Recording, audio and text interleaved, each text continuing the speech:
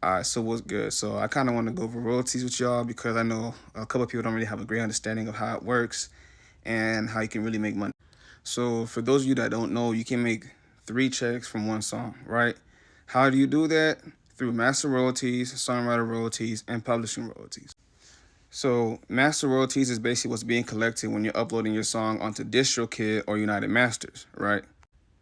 Songwriter royalties is kind of what's being collected from BMI, ASCAP, or any other PRO.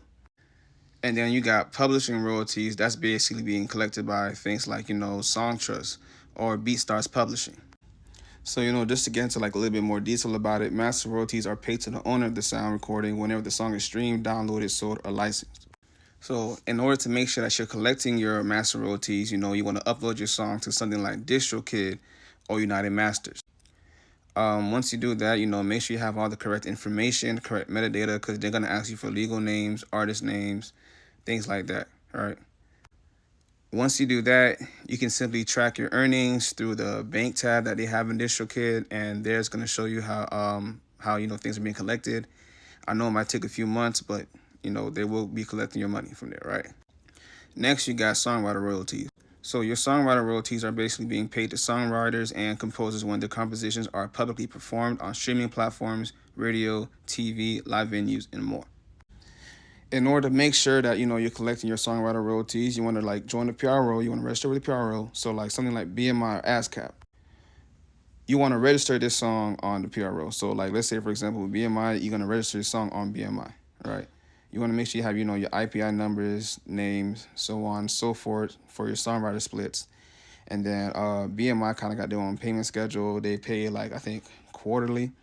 I have it already written down there. So BMI kind of often pays around March, June, September, December. They have different times, different dates. You can always find it on the website. So next we got publishing royalties. So publishing royalties are basically generated from when your song's being used worldwide or internationally, and they can sometimes include your mechanical and performance income, right? What I like to use for collecting my publishing royalties is Song Trust because Song Trust also collects my mechanical royalties as well. So with that, you kind of want to register all the information correctly, and you want to also follow the same splits that you had already from your split sheet. If you don't understand split sheets, I can go over that in another video.